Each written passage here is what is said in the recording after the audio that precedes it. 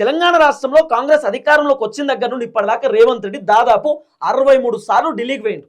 రేవంత్ రెడ్డి ఢిల్లీకి పోయినప్పుడు రాహుల్ గాంధీ కలవకపోవడం, రాహుల్ గాంధీ మాట్లాడకపోవడం, రేవంత్ రెడ్డి ఢిల్లీలో 2-3 మీటింగ్లు పెట్టినప్పుడు, బీసీ మీటింగ్ పెట్టినప్పుడు కూడా రాహుల్ గాంధీ మీటింగ్ అటెండ్ కాకపోవడం, సోనియా గాంధీ రాకపోవడం, ఇవన్నీ జరిగినాయి. తర్వాత రేవంత్ రెడ్డి అంటే ఢిల్లీకి పోవాలి.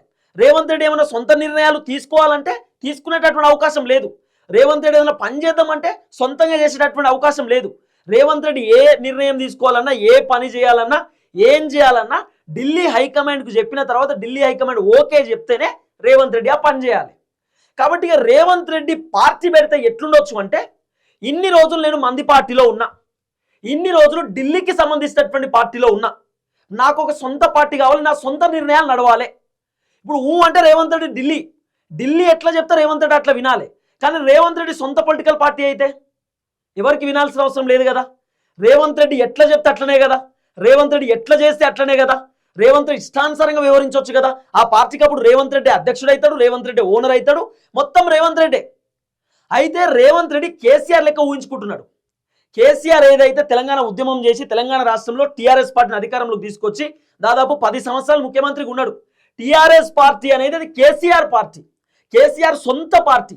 కేసీఆర్ ఏ నిర్ణయం తీసుకుంటే అదే నిర్ణయం ఫైనల్.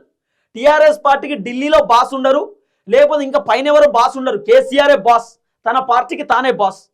రేవంత్ రెడ్డి కూడా ఇంకెన్ని రోజులు ఢిల్లీకి పోవాలి, ఇంకెన్ని రోజులు ఈ ఢిల్లీ పార్టీలో ఉండాలి, ఈ ఢిల్లీ పార్టీ వద్దు, నాకంటూ ఒక సొంత పార్టీ ఉండాలి, సొంత గుర్తింపు ఉండాలి, నా సొంత పార్టీతోటే నేను అధికారంలోకి వస్తా. నేను మంది పార్టీలో ఉన్నప్పుడే అధికారంలోకి వచ్చినా, తెలంగాణకు ముఖ్యమంత్రి అయినా, నా సొంత పార్టీ అయితే నేను ముఖ్యమంత్రి కాలేనా, నా సొంత పార్టీతో నేను ఎదుగుతా, సొంత పార్టీతో ముఖ్యమంత్రి అయితా అనేటటువంటి ఆలోచనలో రేవంత్ రెడ్డి ఉన్నాడు అనేది రాజకీయ వర్గాలలో వినబడుతున్నటువంటి గుసగుసలు, రాజకీయ వర్గాలలో వినబడుతున్నటువంటి ఒక చర్చ. ఇది నేను చెప్తున్న మాట కాదు, చాలా మంది రాజకీయ విశ్లేషకులు, సీనియర్ జర్నలిస్టులు చెప్తున్నారు.